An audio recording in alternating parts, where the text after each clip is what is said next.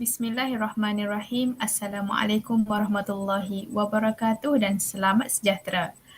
Saya Nur Ain Nabila binti Ramli dari unit T1 ambilan Jun 2018 akan membentangkan tentang e-folio praktikum bagi praktikum fasa 2 2021. Okey. Seperti yang anda semua dapat lihat, biodata, nama saya Nur Ain Nabila binti Ramli dari unit T1 ambilan Jun 2018 IPG Kampus Ipoh. Sekolah bagi praktikum yang kedua, saya berpraktikum di Sekolah Kebangsaan Tanjung Rambutan, Ipoh Perak. Pensyarah penyelia bagi praktikum kedua iaitu Tuan Haji Abdul Rani bin Hassan dari Jabatan Bahasa Melayu. Bidang teras Bahasa Melayu Sekolah Kebangsaan dan bidang elektif teras iaitu Pendidikan Jasmani. Okey, bagi penyediaan fail e-folio praktikum, saya telah menggunakan Google Drive sebagai satu e-folio praktikum yang telah disediakan oleh unit praktikum. Penggunaan Google Drive bagi penyediaan fail e-folio praktikum ini sedikit sebanyak membantu saya dalam menyediakan ataupun dalam memuat naik pelbagai maklumat iaitu seperti e-portfolio, e-RPH, seperti yang anda dapat lihat, rekod kehadiran, penyeliaan dan bimbingan, bahan bantu mengajar, rujukan dan sebagainya. Okey,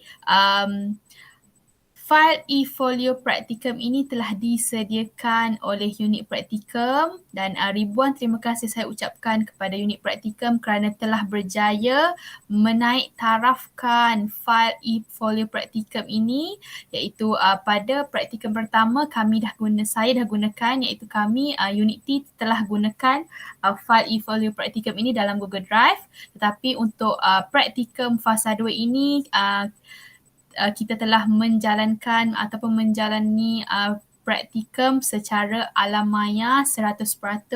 Jadi pihak unit praktikum telah bertungkus lumus untuk menaik taraf bagi melincinkan segala penyediaan fail e-folio praktikum ini bagi guru pelatih IPG Kampus Ipoh. Seperti yang anda dapat lihat, okey, di sebelah kanan saya kita dapat lihat contoh e-dokumen praktikum yang telah disediakan oleh unit praktikum IPG Kampus Ipoh iaitu e-folio praktikum. Seperti yang anda dapat lihat di bawah ini, okey, terdapat biodata saya iaitu ada gambar dan biodata saya iaitu nama, nombor kad pengenalan, ID pelajar, angka giliran, option, elektif teras dan sebagainya. Okey, memang praktikum fasa 2 ini sedikit sebanyak menggugat kita punya saya sebagai guru pelatih yang kurang mahir dalam bidang TMK ini. Unit praktikum telah banyak membantu saya dalam penyediaan fail e-folio praktikum ini. Okey. Seterusnya, saya akan bentangkan serba sedikit tentang fail e-folio praktikum dalam Google Drive. Okay, kita akan lihat Google Drive iaitu fail e-folio praktikum saya.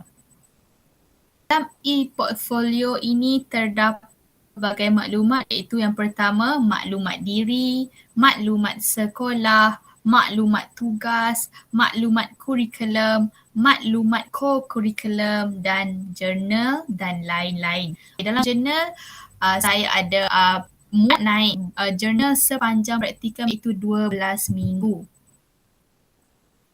Okey.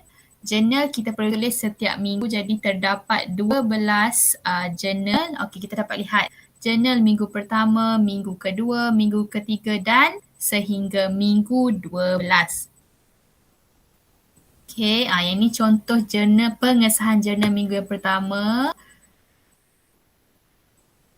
Pengesahan jurnal minggu pertama dan seterusnya sehingga minggu ke-12 perlulah disahkan ataupun disemak oleh guru pembimbing dan disahkan oleh pensyarah penyelia iaitu Tuan Haji Abdul Rani bin Hassan.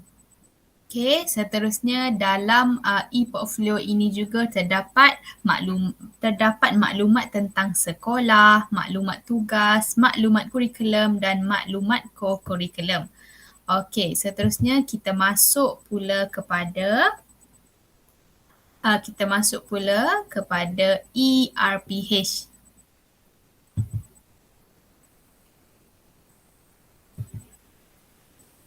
Untuk ERPH ini, saya perlu menyediakan RPH selama 12 minggu bagi bidang teras dan elektif. Jadi kita lihat dalam folder ERPH ini terdapat pelbagai maklumat. Okey, itulah yang pertama, falsafah pendidikan. Yang kedua, biodata guru pelatih, jadual waktu, surat perkeliling, maklumat pensyarah, pertemuan perbincangan profesional, RPM iaitu rancangan pengajian mingguan dan RPH. Okey, saya akan fokuskan kat sini iaitu RPH dan RPH Koko. Jadi kita lihat yang pertama RPH yang mana saya akan fokuskan RPH iaitu bagi bidang teras dan bidang elektif. Okey, jadi dekat sini kita dapat lihat terdapat 12 folder iaitu folder minggu yang pertama sehingga minggu ke-12. Dalam minggu yang pertama kita lihat, kita lihat contoh minggu yang ke-5 ataupun minggu kedua. Kita lihat minggu yang kedua. Contoh RPH bagi minggu yang kedua.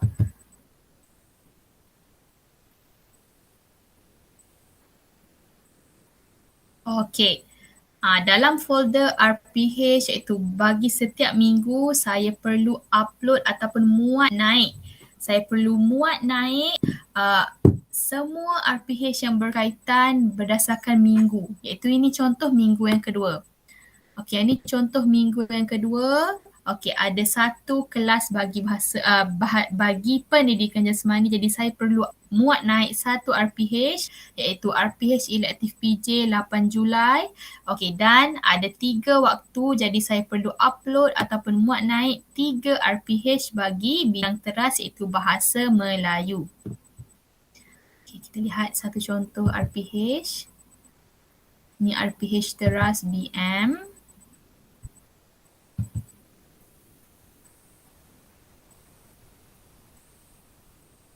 RPH ini juga perlulah disemak oleh guru pembimbing dan pensyarah pembimbing. Okey, kita dapat lihat yang ini saya tunjukkan satu contoh iaitu RPH Teras Bahasa Melayu iaitu bagi minggu yang kedua. Okey, kita dapat lihat RPH yang telah saya sediakan. Itu yang ni RPH yang terkini, format yang terkini.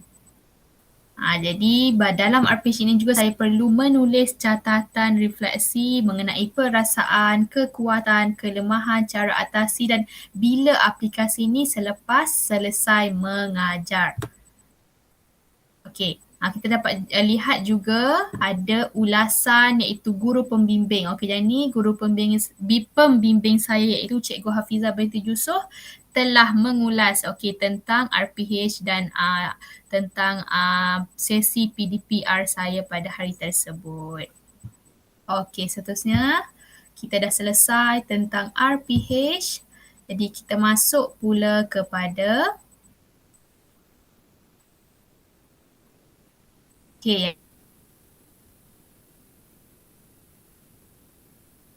ni semua dah dapat lihat iaitu RPH dalam semua minggu. Saya perlu sediakan RPH bagi setiap minggu dan RPH ini perlulah disemak oleh pensyarah pembimbing dan guru pembimbing. Jadi pentingnya kita dapat ataupun dapat guru pembimbing dan pensyarah pembimbing yang membantu kita membimbing kita sebagai guru pelatih ini dalam penambahbaikan bagi sesuatu PDPR itu. Setelah selesai bagi folder ERPH, kita teruskan dengan bahan bantu mengajar iaitu BBM.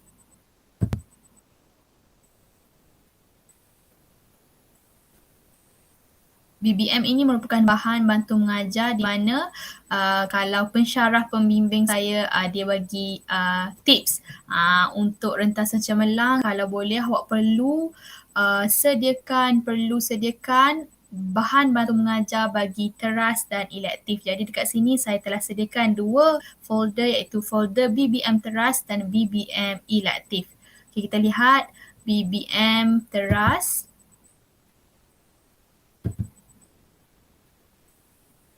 Dalam folder BBM Teras ini saya telah wujudkan 12 folder iaitu minggu yang pertama sehinggalah minggu yang ke-12. Kita lihat satu contoh iaitu kita lihat minggu yang ke-8.